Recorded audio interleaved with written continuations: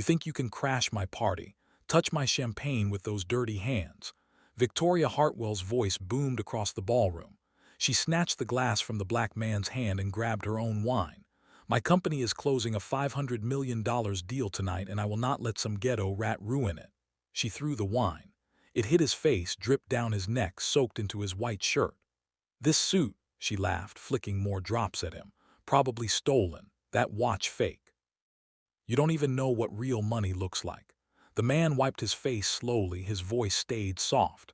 Ma'am, please, I was invited. Invited. Victoria stepped closer, her finger jabbing at his chest. By who? Name one person here who would know trash like you. One name, say it. Silence. 300 guests stared. Every phone pointed at them. Have you ever seen someone so confident they had no idea they were about to lose everything? 45 minutes earlier, Daniel Torres had stepped out of a black Mercedes S-Class on North Michigan Avenue. The driver held the door. Cool October air hit Daniel's face as he straightened his Brion suit jacket. The Millennium Tower rose 60 floors above him. Every window blazed with light. A red carpet stretched from the sidewalk to the gold-trimmed entrance. Pick me up at 11, James. Yes, sir. Daniel walked alone. His leather shoes clicked against the pavement. No entourage, no assistant, no security detail. Just him and an envelope in his inside pocket. The invitation was cream-colored heavy stock, embossed gold lettering read, an annual summit gala, Fortune 500 leaders. At the bottom, smaller text hosted by Torres Venture Capital. His company, his event, his $250,000 donation that made tonight possible. A valet rushed forward. Daniel waved him off with a polite smile. He checked his phone. One new email from his CFO, Sarah Carter. Subject line: Ray Hartwell Industries.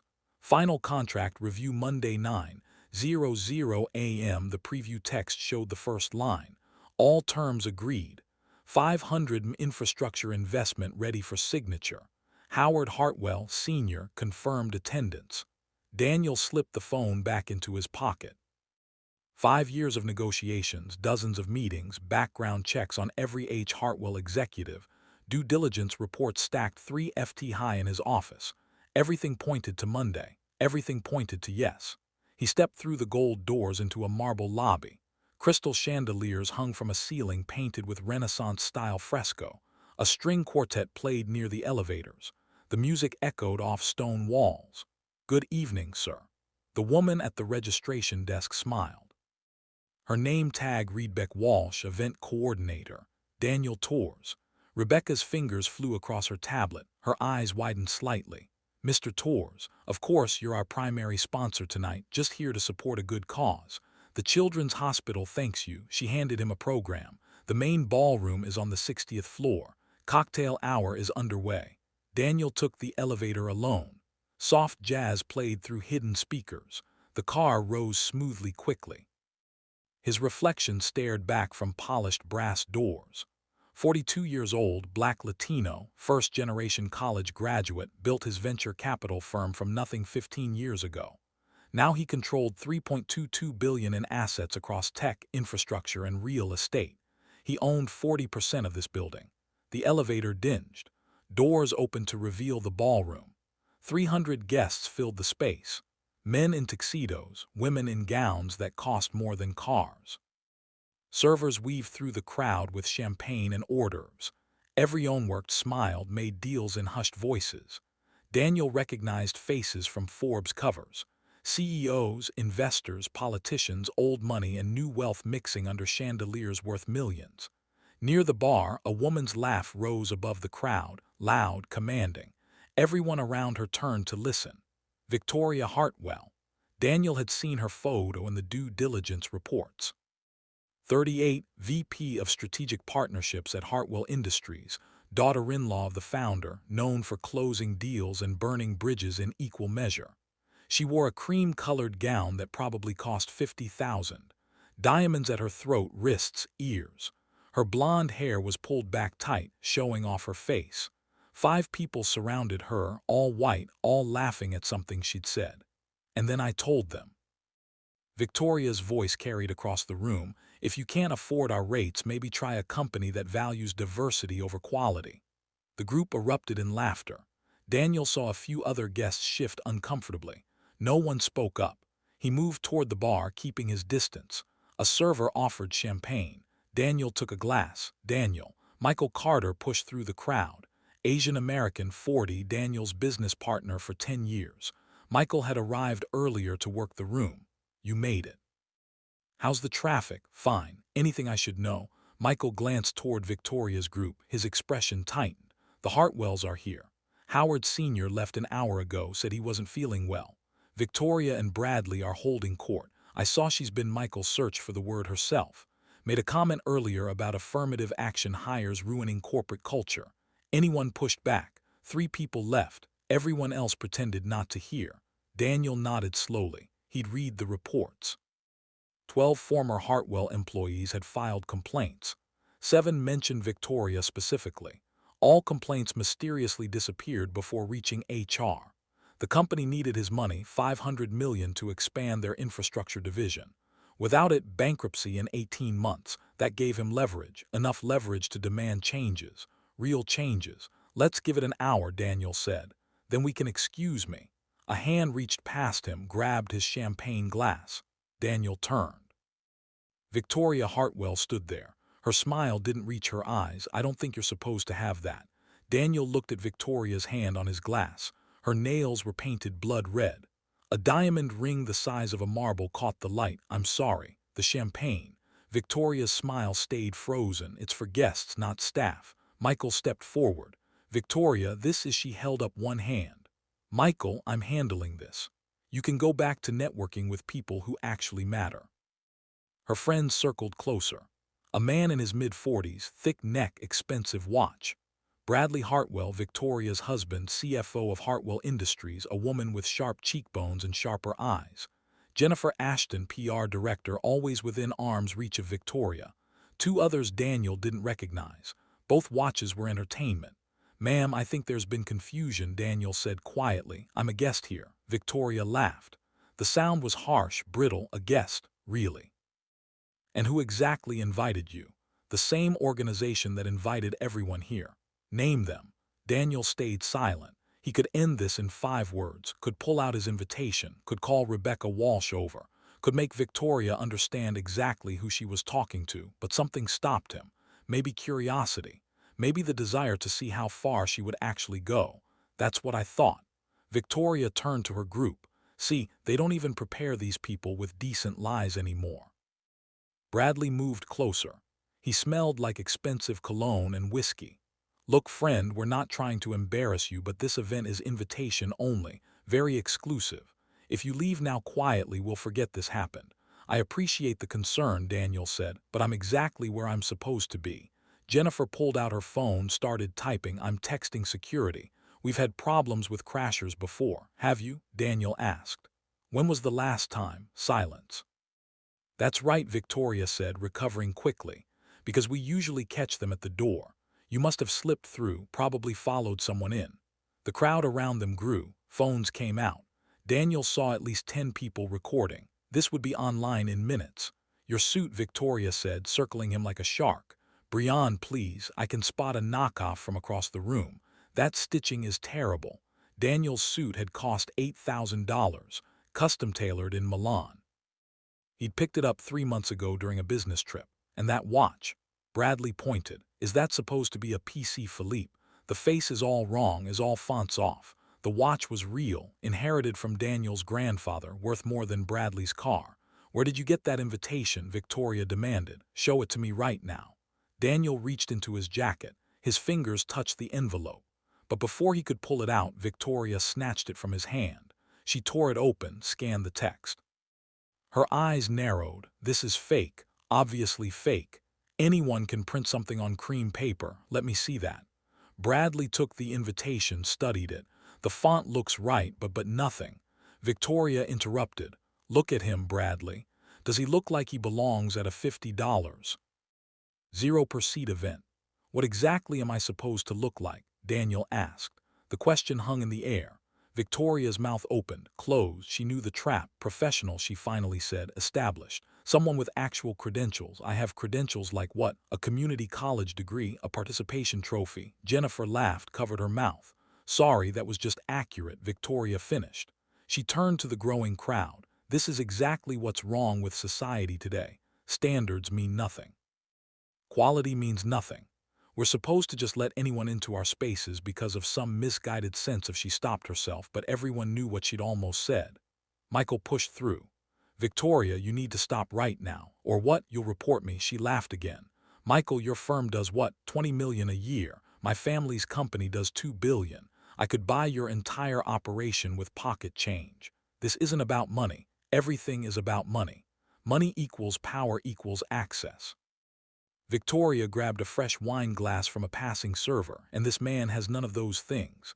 Daniel watched her hand, watched the glass, knew what was coming next. Ma'am, he said quietly, please don't what? She stepped closer, the wine sloshed in the glass. Don't expose fraud, don't you protect the integrity of an event my company helped sponsor. Your company helped sponsor, Michael's voice rose. Are you serious right now? $50,000, Victoria said proudly. We bought a table, unlike some people who probably found a torn ticket in the trash. The wine glass tilted. Daniel saw it happening in slow motion, saw the red liquid leave the glass, felt it hit his face, his neck, his shirt. It was cold. It smelled like cherries and oak. It soaked through his collar, down his chest. Victoria didn't stop. She poured until the glass was empty. Then she grabbed another from a nearby table and threw that too. Maybe now you'll learn where people like you actually belong. Serving drinks, not drinking them. The ballroom went silent. Even the string quartet stopped playing. Daniel stood there. Wine dripped from his chin. His $8,000 suit was ruined. His grandfather's watch had red droplets on the crystal face. He pulled out his handkerchief, wiped his face slowly, methodically. You done? He asked. Victoria's chest heaved. Her face was flushed. I'm just getting started. Security. 2 men in dark suits pushed through the crowd. Private security built like linebackers. Name tags read Morrison Security Services. This man, Victoria pointed at Daniel, crashed this event. I want him removed. I want him arrested. I want his name blacklisted from every venue in Chicago. The lead security guard, Frank Morrison, approached carefully. Sir, I'm going to have to ask you to come with me. Of course, Daniel's voice stayed calm. I understand you're doing your job. Don't be so understanding, Victoria snapped. You should be apologizing, begging. You assaulted me with your presence. I assaulted you. You made me feel unsafe, threatened. I had every right to defend myself and my guests. Bradley stepped beside his wife. United front, our lawyers will be involved. You can count on that. Your lawyers, Daniel smiled slightly. The first real emotion he'd shown. Interesting. What's funny? Victoria demanded. Nothing. Nothing at all. Daniel turned to Frank. Should we go to your office? This way, sir. As Frank led Daniel toward the exit, Victoria followed. Her voice echoed off the marble walls. Let everyone see this. Let everyone see what happens when you try to infiltrate spaces you don't belong in. Her friends followed. Jennifer filmed everything on her phone. This is going on our company socials. How Victoria Hartwell protects corporate excellence. Great idea, Bradley said.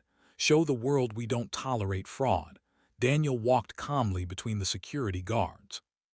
His shoes squelched slightly. Wine dripped onto the floor with every step.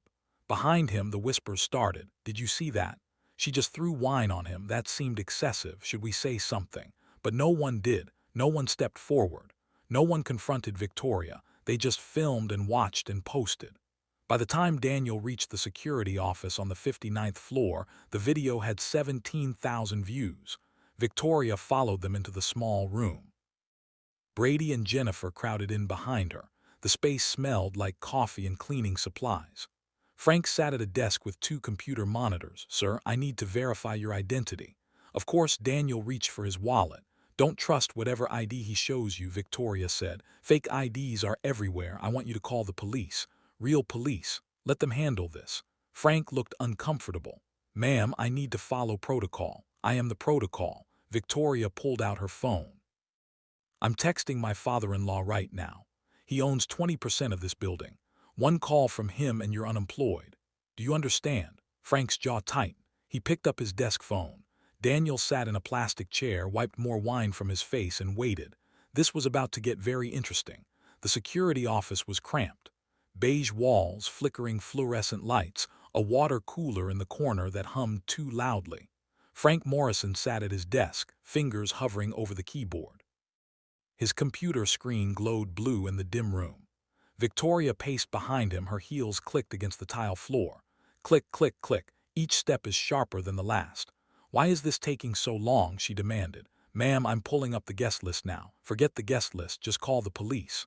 Frank's eyes stayed on the screen. "I need to verify. You need to do what I tell you." Victoria leaned over his shoulder. Her perfume was overwhelming, expensive, and cloying.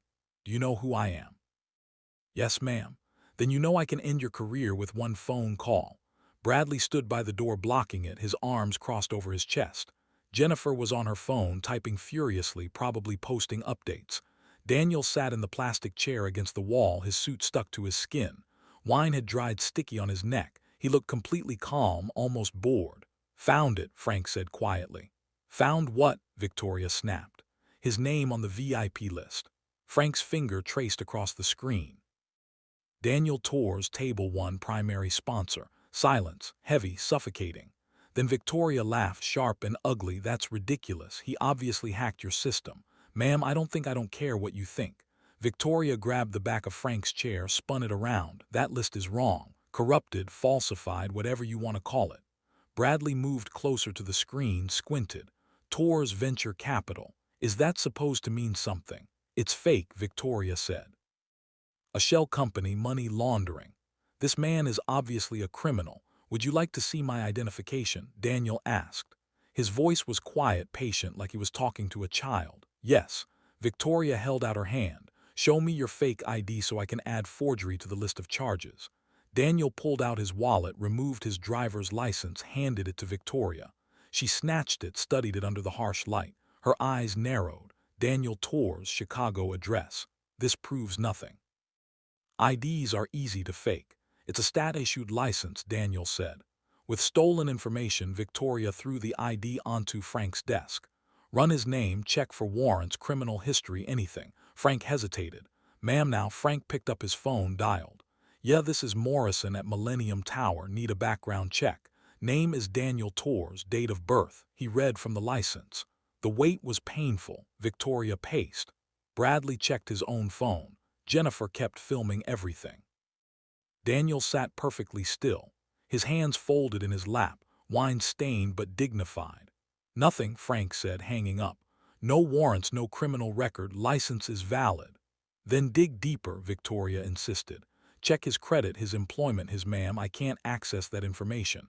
"Then call someone who can." Victoria's voice cracked. "This man crashed a private event, assaulted guests." "I assaulted guests." Daniel's eyebrows raised slightly. "Your presence was assault. Your existence in that space was threatening." "Threatening how?" Victoria's mouth opened, closed, her face flushed red. Bradley jumped in. "You made my wife uncomfortable, that's enough." "By standing near a bar?" Daniel asked. "By being somewhere you don't belong." "And where do I belong?" The question hung there. Nobody answered. Jennifer's phone buzzed, once, twice, then constantly. Victoria, what the video? It's really spreading." "Good. Let people see we don't tolerate. It's not good." Jennifer turned her screen around. "The comments, they're not on our side." Victoria grabbed the phone, scrolled. Her face went from red to white.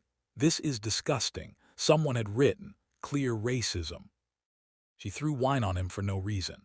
"Who is this woman? Someone find out where she works." "The way she said people like you made me sick." Victoria threw the phone back. "Those people don't matter. They're nobodies, trolls. It's got 200,000 views." Jennifer whispered, "I don't care if it has 2 million. Victoria whirled on Frank. "Call the police." Frank's hand moved to the phone slowly, reluctantly. "Wait." Michael Carter appeared in the doorway. Behind him stood Rebecca Walsh, the event coordinator. Both looked worried. "Michael, get out," Victoria said. "This doesn't concern you. It absolutely concerns me." Michael held up his phone. "Do you know what you've done? Protected the integrity of this event. You assaulted a guest on camera in front of 300 witnesses. I defended myself and others from an intruder." Rebecca stepped forward, her tablet clutched to her chest. "Ms. Hartwell, I've confirmed Mr. Torres' identity. He's listed as our primary sponsor." His company donated $250,000 to tonight's charity. Victoria laughed high-pitched. Manic, that's impossible, it's in our records. The wire transfer came through yesterday morning. Then your records are wrong, ma'am. Everyone stop. Victoria's voice echoed off the walls. I don't care about records or lists or donations. I know what I saw. This man doesn't belong here, period. Based on what? Michael demanded. Based on Victoria stopped, breathed hard through her nose. Based on my judgment, my experience, my instincts about who belongs in our world. Your world, Daniel said softly. Yes, my world. Victoria turned to him. A world you could never understand, never access, never be part of, no matter how many fake companies you invent or IDs you forge. Bradley's phone rang. He looked at the screen. His face went pale. It's Dad. Don't answer it, Victoria said. It's Dad, I have to. I said don't, but Bradley was already answering. Hello, Dad. We're in the middle of. He went silent, listened. His eyes widened. No, that's not. We didn't know. He said he was. Victoria grabbed the phone. Howard, Dad, listen. There's been a situation, an intruder at the gala. We handled it, but she stopped. The color drained from her face. Her hand started shaking. That's not possible, she whispered. You're wrong. He's lying. He has to be lying. Daniel watched her, still calm, still patient, still waiting. Put him on speaker, Daniel said quietly. Let everyone hear. Victoria's hand trembled. She looked at Bradley, Jennifer, at Frank, at Michael. Then she pressed the speaker button. Howard Hartwell Sr.'s voice filled the room. Rough, angry, tired. Victoria, is Daniel Torres there? The man claiming to be Daniel Torres, yes. There's no claiming about it. Put him on the phone now. Victoria's hand extended, shaking. The phone hovered between her and Daniel. Daniel took it, brought it close. Good evening, Mr. Hartwell, Daniel. Howard's voice softened slightly. I just got a call from my head of security. He's watching a video, says my daughter-in-law threw wine on you. That's correct. Jesus Christ. A long pause, the sound of ice in a glass. Are you hurt? My suit is ruined. My pride is intact. I'm so sorry. This is unacceptable. Victoria lunged for the phone. Dad, he crashed the event. He's lying to you, Victoria. Howard's voice went cold. Stop talking. But I said stop. She stepped back. Her whole body is rigid. Daniel, Howard continued, I'm heading back to the venue. Don't go anywhere. We need to talk about tonight, about Monday, about everything. Monday? Victoria's voice cracked. Yes, Victoria. Monday, the day I was supposed to sign the biggest deal in company history with Daniel Torres, CEO of Torres Venture Capital, the man you just humiliated on camera in front of half of Chicago. The phone slipped from Daniel's hand, clattered on the desk. Victoria stared at him, really looked at him for the first time. No, she whispered. Yes, Daniel said simply. You're not, you can't be. I am. Bradley grabbed the desk edge. His knuckles went white. The $500 million infrastructure deal, that's the one with you. With me? Jennifer stopped recording, lowered her phone. Oh my God. Frank stood up from his desk. Sir, I am so you did your job, Daniel said, under duress. No apology necessary. Victoria backed against the wall. Her breathing came fast, shallow. This isn't happening. This can't be happening. It is, Michael said, and it gets worse. He held up his phone. The screen showed a news alert. Chicago Tribune just picked up the story. Billionaire investor assaulted at charity gala. Your name is in the headline, Victoria. Turn it off. Forbes is running it too, and Bloomberg, and I said turn it off. But the phones kept buzzing. More alerts, more articles, more views. The video hit 500,000. Victoria slid down the wall, sat on the floor, her expensive gown pulled around her. I didn't know, she whispered. You didn't ask, Daniel said. If you just told me, I shouldn't have had to. Bradley pulled out his own phone, started making calls. I need our crisis PR team now. Yes, I know it's Friday night. I don't care. This is a Category 5 disaster. Jennifer was already backing toward the door. I need to delete those posts. Oh God, I need to delete everything. Too late, Michael said. Screenshots are everywhere. A knock on the door. Everyone jumped. Rebecca poked her head in. The police are here. Someone called about trespassing. Frank closed his eyes. That was me before I knew. Send them in, Daniel said. Victoria looked up from the floor. Mascara ran down her cheeks. You're pressing charges. That depends, Daniel said, on what happens in the next 5 minutes. 2 Chicago PD officers stepped into the already crowded room and everything changed again. Officer Martinez stepped in first. Latina, mid-30s, tired eyes. Her partner, Officer Kim, followed. Korean-American, younger, hand near his radio. "We got a call about trespassing," Martinez said. Victoria jumped up. "Officers, thank God this man crashed our event. He's been threatening guests. Arrest him immediately." "Your name?" "Victoria Hartwell, VP of Strategic Partnerships at Hartwell Industries." Martinez turned to Daniel. "And you?" "Daniel Torres." Kim typed on his phone. His eyes widened. "Torres Venture Capital. You're the CEO?" "Yes." "Ma'am, Torres VC is registered with the SEC. 3.2 billion in assets." Victoria's face went white. "That doesn't prove anything. He stole someone's identity." Martinez studied Daniel's ID. "This looks legitimate." "Of course it looks legitimate. That's how forgeries work." Kim held up his phone. "Ma'am, there's a video shows you pouring wine on Mr. Torres. That was self-defense." "From what?" Victoria's mouth opened, closed. No words came. Martinez looked at Daniel. "Did you threaten anyone tonight, sir?" "No, ma'am." "Did you touch anyone?" "No, ma'am." Martinez turned back to Victoria. "But you threw wine on him. That's assault. He deserved it." "Why?" Silence. Bradley stepped forward. "Officers, these events have standards, security protocols. We can't just let anyone what?" Kim's voice sharpened. Bradley stopped talking. Daniel's phone rang. He glanced at the screen, smiled slightly, answered on speaker. "Daniel." Howard Hartwell Sr.'s voice filled the room. "I'm in the lobby. Coming up. Is Victoria there?" "She is, sir." "Good. We need to talk about what happens next." Victoria grabbed Bradley's arm. "We need to leave now." The elevator dinged. Howard Hartwell Sr. walked in. 72, silver hair, expensive suit hanging loose. He looked tired, sick, but his eyes burned with anger. "Dad," Victoria started. Howard raised his hand, walked straight to Daniel, extended his other hand. "Mr. Torres, I am profoundly sorry." Daniel shook it. "We'll discuss it." Howard turned to Victoria. "You're suspended, effective immediately." "What? You can't. I'm chairman of the board. I absolutely can, over a misunderstanding."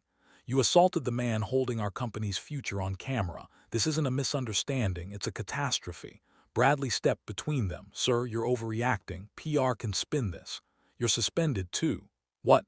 "Both of you pending investigation." Howard looked at Martinez.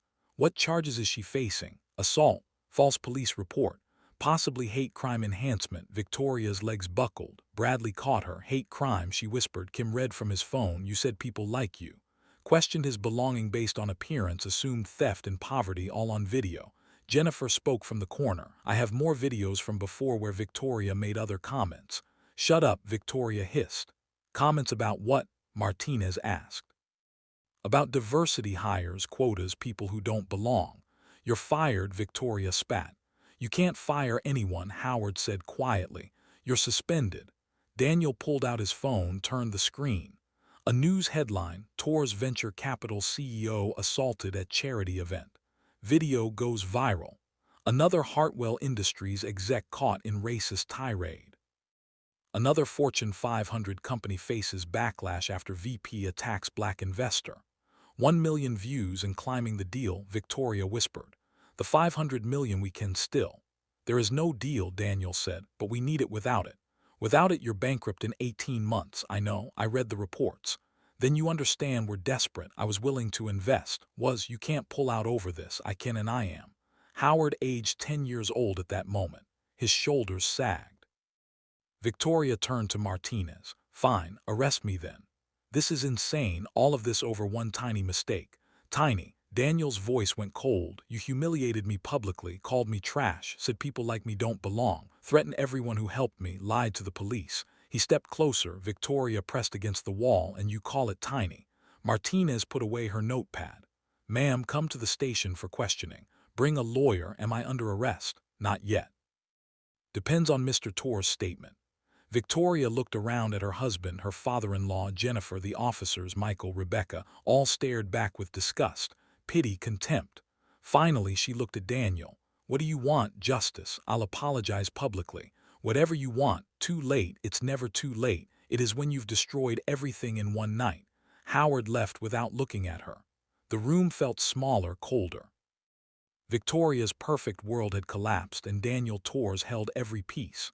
The security office felt like a tomb, silent except for Victoria's breathing. Fast, shallow, panicked. She slid down the wall, her designer gown crumpled around her. Mascara streaked her face in black rivers. Daniel, Mr. Torres, please, her voice cracked. I made a terrible mistake. Daniel stood by the window, watched the city lights below. You made several deliberate choices. I didn't know who you were. That's the problem. You didn't need to know. Bradley knelt beside his wife. Surely we can work this out. We're all professionals here. Daniel turned. His wine-stained suit caught the fluorescent light. Professional is the last word I'd use for either of you. Victoria grabbed the desk edge, pulled herself up. It was the stress, the pressure of tonight. These events are so intense, and I thought you thought what? Daniel's voice stayed level, calm, devastating. I thought you were a crasher. There have been issues. Name one. One crasher in this event's 15-year history. Silence. You can't because there haven't been any. Daniel pulled his ruined handkerchief from his pocket, looked at the wine stains. You saw a black man and made assumptions. Be honest about that. That's not. Victoria stopped. Victoria started again. I acted on instinct to protect our family's interests. Your instinct was racism, Daniel said. Let's be clear. Martinez stepped forward. Mr. Torres, we have enough for assault charges. The videos establish clear intent. Multiple witnesses confirm the statements. I want to press charges full extent. No. Victoria lurched forward. Please, I have children, a career. This will destroy everything. You should have thought about that before you poured wine on a stranger. Bradley stood, tried to salvage something. What about our company? 300 employees who had nothing to do with this. Your company needed my investment to survive, Daniel said. That was your father's problem to solve. He chose poorly when he put Victoria in a leadership position. She's family, and that's why your company is failing. Nepotism over competence. Frank Morrison approached quietly. Mr. Torres, I need to apologize. I should have verified more thoroughly before calling the police. You were threatened with termination, Daniel said. Note that in your report I want accountability at every level. Yes, sir. Rebecca Walsh spoke from the doorway. The gala is breaking up. Guests are asking questions. The news vans are outside. Let them ask, Daniel said. What should I tell people? The truth. That Victoria Hartwell assaulted a guest, that she's been suspended, that Hartwell Industries is under investigation. Victoria made a choking sound. You're going to let them destroy me on television. You destroyed yourself. They're just documenting it. Kim stepped aside to take a phone call, came back looking grim. Ma'am, there's a reporter from Channel 7 asking for a statement. Says the video has 2 million views now. Bradley pulled out his phone. His face went gray. It's trending nationally. Hartwell wine incident. Jennifer was still in the corner. She'd been quiet since offering up the videos. Now she spoke. Victoria, the company Twitter is exploding. Thousands of mentions, all negative. Delete them. I can't delete other people's tweets. Then make a statement. Say it was out of context. It wasn't out of context, Jennifer said quietly. Everyone saw what happened. Victoria whirled on her. You're supposed to be loyal. I'm supposed to be honest. You taught me that before you forgot it yourself. Martinez checked her watch. Ma'am, we need to go. The station is expecting us. Can't we do this tomorrow? I need time to prepare. No, now. Bradley grabbed his phone. I'm calling our lawyers. Don't say anything without counsel. Smart advice, Kim said. You should probably get your own lawyer, Mr. Hartwell. Your father mentioned you're suspended too. The reality kept crashing down, wave after wave. Victoria looked at Daniel one last time. If you just told me who you were, if you just said something, I shouldn't have had to. Daniel's voice was quiet, final. Every person deserves basic dignity regardless of who they are or what they do. You failed that simple test. I was protecting people from what? A man drinking champagne. Daniel shook his head. You weren't protecting anyone. You were performing, showing off, asserting dominance over someone you thought couldn't fight back. That's not true. It's exactly true. And now the whole world sees it. Martinez guided Victoria toward the door. Let's go, ma'am. Victoria's heels clicked against the floor, slower now, heavier. At the doorway, she turned back. The company, all those employees, their families, you're going to let them all suffer. I'm going to let your choices have consequences, Daniel said. There's a difference. The elevator doors closed on Victoria's tear-stained face. The security office felt bigger, suddenly emptier. Michael Carter exhaled. That was intense. That was necessary, Daniel corrected. Rebecca approached carefully. Mr. Torres, I'm so sorry. If there's anything the foundation can do, not your fault. You tried to help. Daniel looked at his watch. Wine had seeped under the crystal. I should probably go clean up. The bathroom's down the hall, Frank offered. Actually, Daniel said, I think I'll head home. This suit's beyond saving. Anyway, he walked to the elevator. Michael followed. Behind them, the phones kept buzzing. The story kept spreading and Victoria Hartwell's world kept crumbling. Monday morning, 72 hours after the gala, Daniel sat in his corner office. Floor-toseling windows overlooked Lake Michigan. Gray waves crashed against the shore. Rain streaked the glass. His legal team filled the conference table. 6 attorneys, 3 paralegals, laptops open, documents stacked high. Patricia Ake led the team. Nigerian-American, 52, sharp as broken glass. She'd built her career destroying corporate discrimination. We have 17 corroborating witnesses, Patricia said. 4 separate video angles all show premeditation. She clicked her remote. The conference room screen lit up. Victoria's face filled the frame. People like you don't belong here. Click. Another angle, wine pouring in slow motion. Click, Victoria's finger jabbing Daniel's chest. Name one person who would know trash like you. The audio is crystal clear, Patricia continued. No ambiguity, no room for interpretation. Daniel's CFO, Sarah Carter, spoke next. The business impact is catastrophic for them. She pulled up a stock chart. Hartwell Industries dropped 34% in 3 days, lost $800 million in market value. Good, Daniel said quietly. Sarah continued, 3 Fortune 500 clients have paused contracts. 12 senior employees resigned. The board held an emergency meeting yesterday. What's Howard saying? Nothing publicly, but sources say he's exploring bankruptcy options. Michael Carter sat across from Daniel. The $500 million deal dead. Daniel confirmed. I sent the termination letter Sunday night. Cited ethical concerns and corporate culture incompatibility. Patricia pulled up another document. We're filing a civil suit today, $50 million. Claims include defamation, emotional distress, civil rights violations. That'll finish them, Michael said. That's the point. Daniel stood, walked to the window. This isn't about money, it's about a message. What message? Sarah asked. That racism has consequences. Real, permanent, devastating consequences. Patricia nodded. The criminal case is moving forward. State's attorney called this morning. They're pursuing multiple charges. She listed them: assault and battery. Video evidence is overwhelming, filing false police report. Frank Morrison's testimony confirms Victoria lied. Hate crime enhancement. Multiple witnesses confirm racial motivation. Timeline, Daniel asked. Arraignment next week, trial in 3 months. The prosecutor says it's the strongest case she's had in years. Michael pulled up his phone. Have you seen the media coverage? He scrolled through headlines. CNN viral video exposes corporate racism. New York Times, when privilege meets accountability. Forbes, how one act of discrimination cost a company $500 million. Wall Street Journal, the Hartwell scandal, a case study in corporate failure. 60 Minutes wants an interview, Michael said. Not yet, Daniel replied. Let the legal process play out first. The door opened. Daniel's assistant stepped in. Sir, there's someone here to see you. Says it's urgent. Who?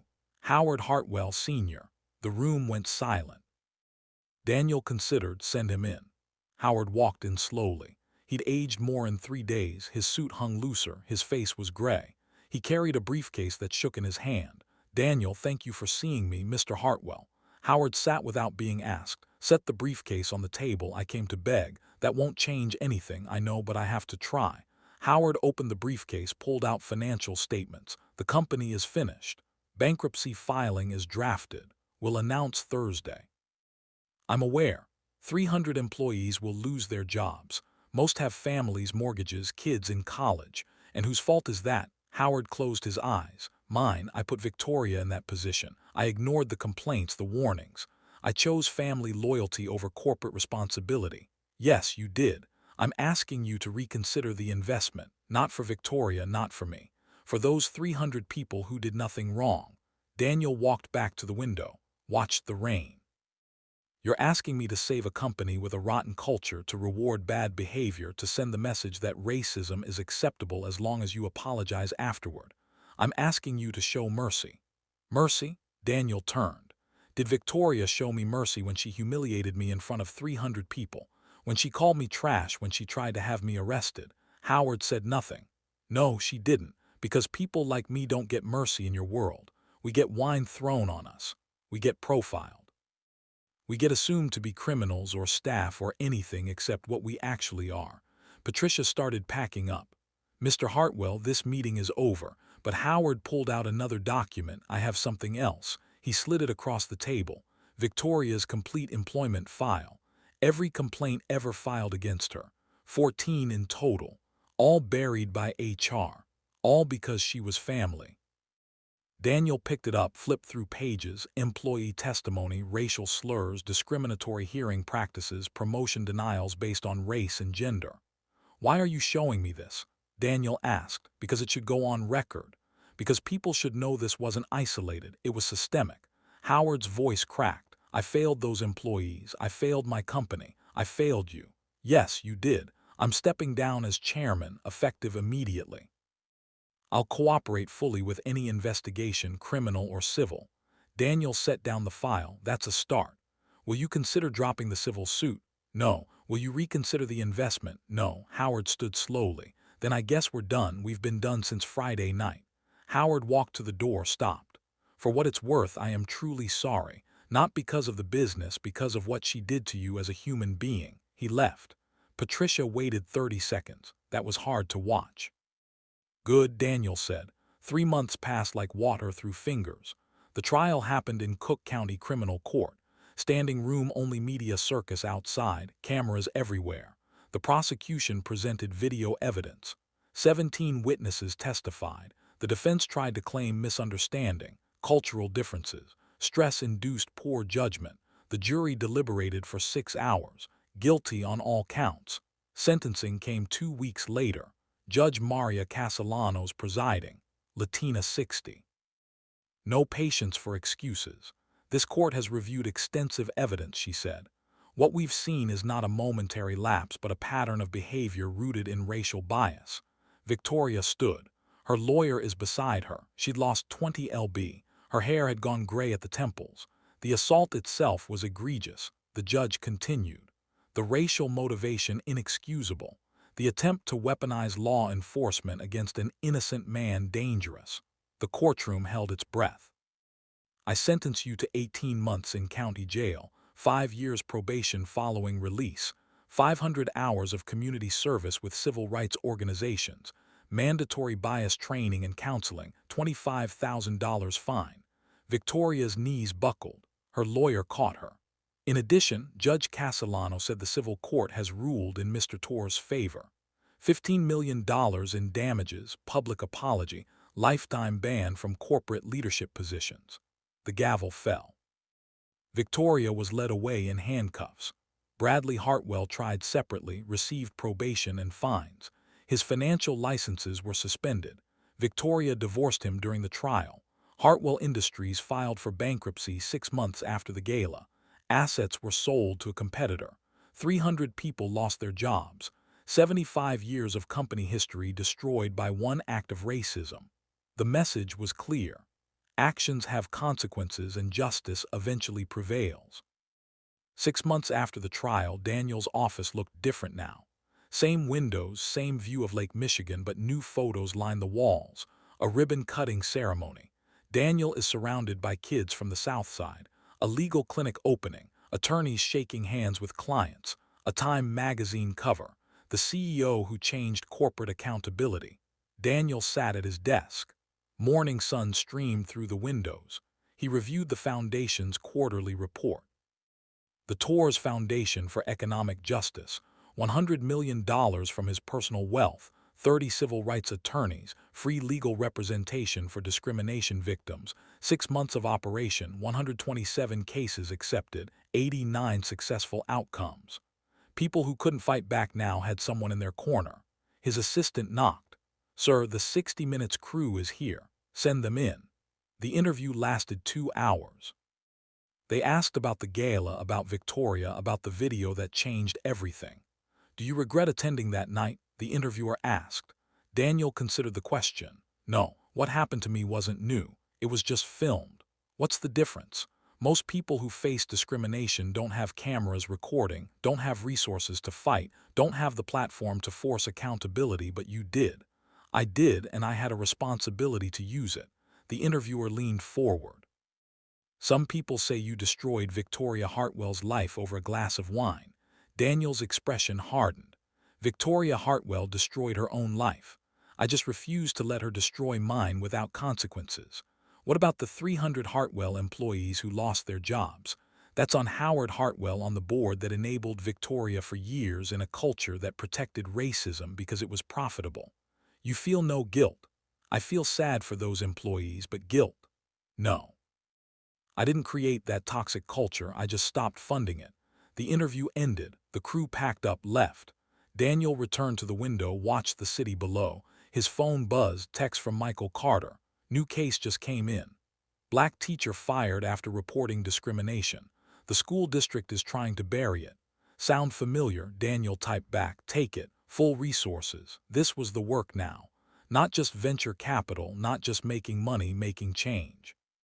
Corporate America had responded. 45 Fortune 500 companies revised their discrimination policies. The SEC proposed new accountability measures.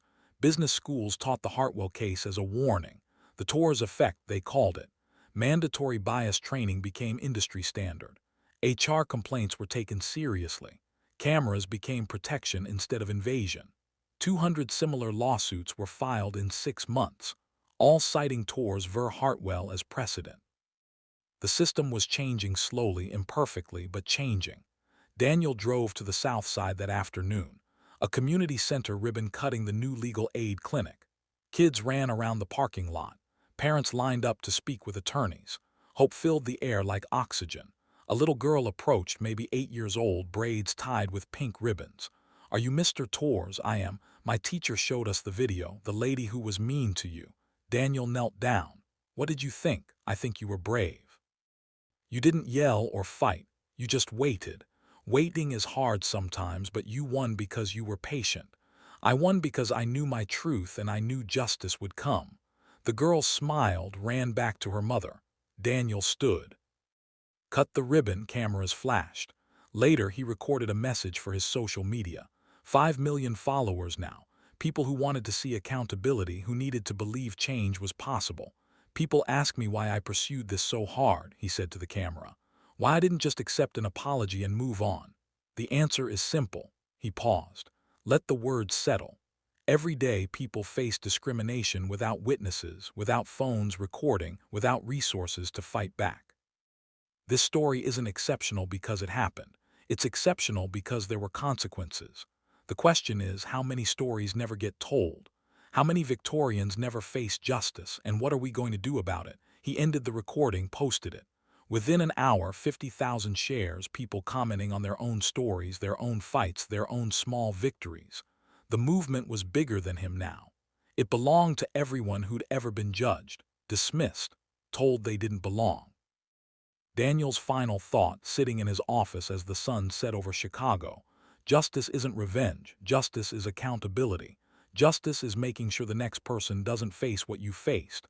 Justice is knowing that racism has a price, and sometimes that price is everything. The screen faded to black. White text appeared. If you've experienced discrimination, document it. If you witness it, record it. If you have power, use it. Subscribe for more stories of justice prevailing. Share this with someone who needs to see that accountability is possible. Comment below, have you ever witnessed discrimination? Your story matters. Final frame. One last question in bold white letters. What would you have done if you were in that room? Would you have filmed, spoken up, walked away? Or would you have been Victoria? The screen went black. The story you heard today wasn't cleaned up. It was told exactly as it happened. At Black Voices Uncut, we believe that's the only way truth can live. If you felt something, hit like, comment, and your reaction, and subscribe. Every week, we bring you voices that refuse to be silenced.